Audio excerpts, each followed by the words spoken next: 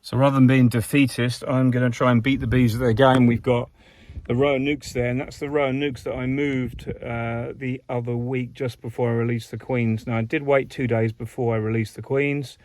In other words, they weren't released probably for 3 or 4 days after they were here. But the acceptance is terrible, and they've killed a lot of the queens, and there's a lot of queenless colonies. Well, there's 3 there. The others have actually got virgin queens that are just hatched, so whatever. So I'm just doing this, but what I'm doing is I'm going to do a graft, and I'm just going to find some larvae. I've got no light here at all. See what I can fish out, and I'm going to graft into these cups and see what we can get by putting the cup inside the frame, and then see what they come up with. So I managed to get 4 larvae out. I'm going to put 2 in each one. 1, 2, 3, 4 grafted into there, tiny little larvae, just to see if I can stimulate them to make a cell, because I've got nothing else around at the moment. Let's get these in. I had to take the whole frame over to the sunlight over there because I didn't have my head torch either, so everything's last minute, but it's worth a go. See if I can get it done. So there we go, 2 grafted larvae in this queenless colony. They've only just become queenless in the last 7 days, so hopefully they're going to accept one of those cells, but I'll get back to you and let me know what they do with them. Be a bit of fun. If I can rectify this colony at least the end of the summer, I could either split it in 2 or overwinter it and see where we take it from there. But it's still salvageable, there's still time. Well, I'm back to have a quick look at these colonies that were the ones I moved, and the ones had a really poor take in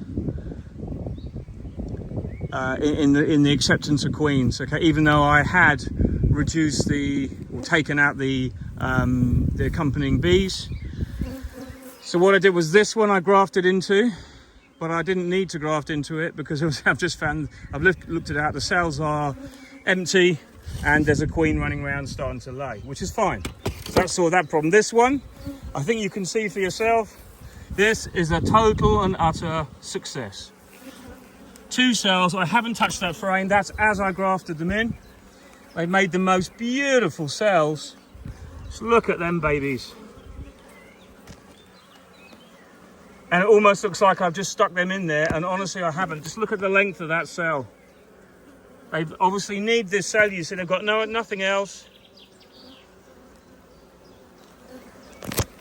I put it in, it's quite a nice lot of bees, they've had plenty of time to draw that up properly. And I get a picture of that as well, but that is why, what you can do, okay, there's another cell here, for some reason they managed to draw that out as well.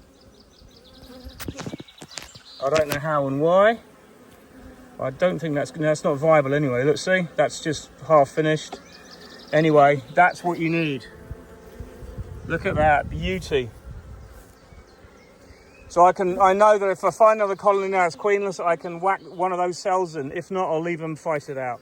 Okay, they could swarm, blah blah blah, but often they don't anyway. Not when there's just 2. So that colony will be all right to split at the end of the summer if I don't put it into a hive. But it's really kind of pointless doing that because our flow's just about to start now.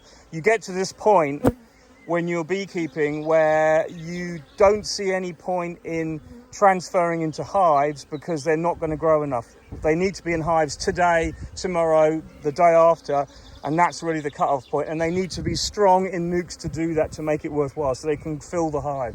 Otherwise, they just won't make it because the flow will be finished in 3 to 4 weeks. But we shall see. But what a result.